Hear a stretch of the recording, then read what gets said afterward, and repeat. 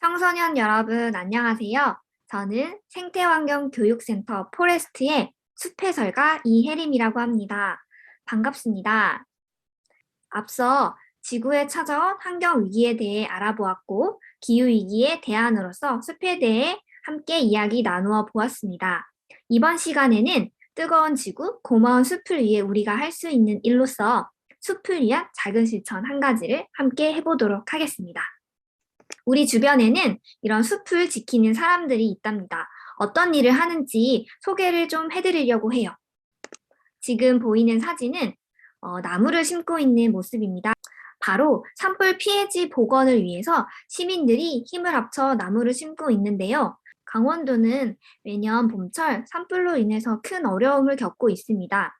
산불이 난 곳을 그냥 방치하지 않고 다시 복원하고 회복하기 위해서 많은 시민들이 함께 동참하고 있는 모습입니다. 나무를 심는 비용을 같이 모금하기도 하고 직접 산불 피해 현장에 와서 나무를 심을 수도 있답니다. 두 번째 사진은 나무의 건강을 확인하고 있는 모습인데요. 우리 마을 곳곳에는 아주 커다랗고 나이가 많은 나무를 볼 수 있습니다. 이 나무를 노거수라고 부르기도 하고 보호수라고 부르기도 합니다.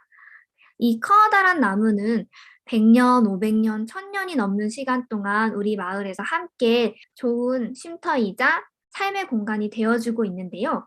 땅속에는 커다란 뿌리로 흙을 단단히 잡아주고 물도 가득 저장하고 있다고 합니다. 그리고 또 줄기와 가지를 크게 뻗어서 다른 동물들의 살아가는 집이 되어주기도 하고 또 우리에게는 커다란 그늘을 만들어주고 도시의 열을 줄여주는 역할을 한답니다. 이런 커다란 나무는 한번 베어지면 다시 기르는데 너무나 오랜 시간이 걸리겠죠.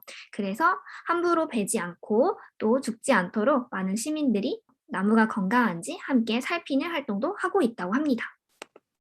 네, 이 사진은 여러분들에게 아주 친숙한 공간일 것 같아요. 바로 학교인데요. 우리가 멀리 산에 가서 나무를 심을 수도 있고 우리 마을의 커다란 나무를 함께 돌보고 무엇보다 우리 주변에서 초록초록 생명이 살아 숨쉬는 식물을 많이 키우고 가꾸는 것이 중요해요. 사진에서처럼 아주 어린 유치원 아이에서부터 여러분들 청소년 그리고 성인들까지 내 생활 공간, 집, 학교 이런 곳에 식물을 많이 길러서 숲을 더 크게, 더 넓게 함께 가꿀 수 있습니다. 식물을 심고 가꾸는 일이 우리 일상을 아름답게 만들어주는 일이 될 수도 있는데요. 한 마을에서 도움을 요청해 왔어요. 우리 마을 골목 어귀에 자꾸 사람들이 쓰레기를 버린다. 현수막으로 쓰레기를 버리지 마세요. 라고 붙여놔도 사람들이 계속 쓰레기를 버린다는 거예요. 그래서 식물을 사랑하는 사람들, 숲을 가꾸는 사람들, 마을을 사랑하는 사람들이 모여서 이 문제를 해결하기 위해서 어떤 아이디어를 냈냐면 그 쓰레기를 다 치우고 그래서 마을의 모습이 아주 깨끗하고 아름다워졌습니다. 그리고 그 뒤로 어떤 일이 일어났냐면요. 쓰레기를 버리던 사람들이 쓰레기를 버리려 했지만 그곳에 초록초록 노랑노랑한 식물들이 자라고 있자 쓰레기를 버리는 일이 없어졌다고 합니다.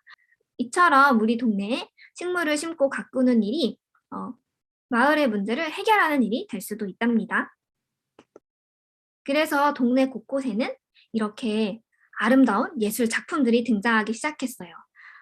버려지는 신발이나 자동차, 수납장을 화분으로 다시 사용하기도 하고 사람들이 많이 쓰레기를 버리는 곳, 나무 아래 이런 곳을 이렇게 아름다운 곳으로 바꾸는 거죠. 우리가 산에도 갈 수 없고 큰 나무를 돌보러 갈 수도 없고 식물을 심으러 갈 수도 없다면 바로 이 활동을 추천해 드리려고 합니다. 오늘 함께할 활동이 바로 이 사진에 힌트가 숨어져 있습니다. 이 땡땡 공을 우리가 함께 만들어 볼 건데요. 오늘 우리가 만들어 볼 것은 바로 씨앗꽃입니다. 네, 흙 속에 씨앗을 넣어서 동글동글하게 공을 만들어서 우리가 널리 한번 던지거나 굴려주려고 하는데요. 어떻게 만드는지 이런 활동은 왜 하는지 함께 알아보도록 하겠습니다.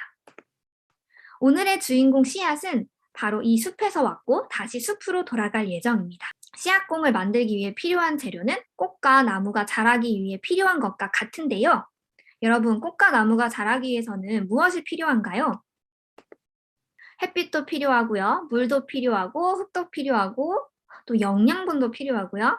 네, 잘 가꾸어 주어야겠죠. 그리고 한 가지를 우린 더 넣어 보도록 하겠습니다.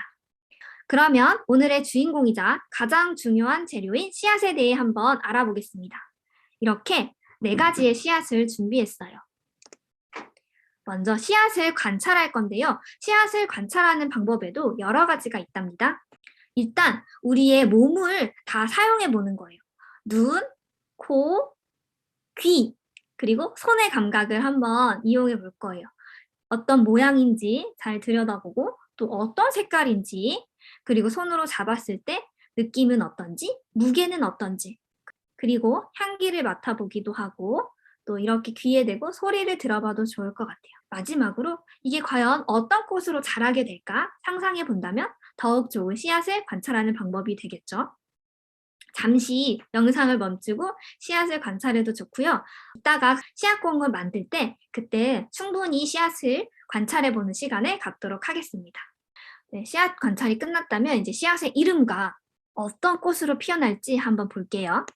짜잔! 이렇게 4가지 꽃의 씨앗을 준비했는데요. 쪽부쟁이, 구절초, 매발톱꽃, 백일홍. 이 4가지 꽃은 대표적인 한국의 야생화로서 우리나라 산에 들의 길가에서도 아주 잘 자라는 우리나라 기후에 아주 잘 자라는 꽃이랍니다. 어때요? 4가지 모두 모양도 다르고 크기도 다르고 색깔도 다 다르죠? 여러분들에게 어떤 씨앗이 갔을지 정말 궁금합니다. 그러면 이제 어떤 꽃으로 피어날지 사진을 준비했어요. 와, 정말 아름답죠?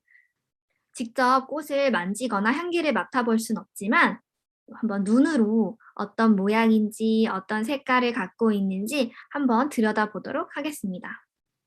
우리가 만든 씨앗공이 우리가 생활하는 공간, 우리 마을, 공원, 우리 동네 뒷산으로 여행을 떠나서 널리 퍼지게 된다면 정말 아름다워질 것 같아요. 씨앗공의 씨앗에 대해 알아보았는데요. 그러면 다른 재료도 한번 알아보도록 하겠습니다.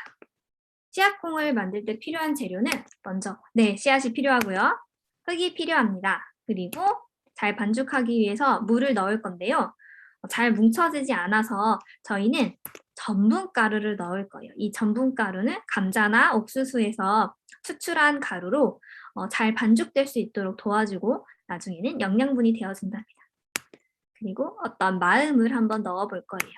재료가 준비됐다면 씨앗공을 만들어 보겠습니다. 가장 먼저 흙과 씨앗과 전분가루를 대야에 다 넣어줄 거예요. 네, 이렇게 차곡차곡 담아준 다음에 두 손으로 휘휘 저어서 잘 섞어줍니다. 잘 섞었다면 이번에는 물을 넣고 반죽을 만들어 줄 거예요. 이때 아까 어떤 마음을 넣는다고 했잖아요. 바로 이 마음이 뭐냐면 응원! 네, 바로 잘 자라라. 멀리 가서 아름다운 꽃을 피워라. 라는 씨앗에게 보내는 응원의 마음도 담아주면 좋을 것 같아요. 물을 넣고 우리 다 같이 동글동글하게 씨앗공을 빚어주면 완성! 정말 쉽죠? 다 같이 힘을 모아서 씨앗공을 많이 만들어줬으면 좋겠고요. 이 씨앗공은 던지거나 굴려주면 되는데 주의해야 될 점이 있어요. 사람이나 사물을 향해서 던지지 않아야 합니다. 잘 지키실 수 있겠죠? 그러면 이제 바닥에 신문지나 돗자리도 깔고 직접 씨앗공을 만들어 보도록 하겠습니다. 출발!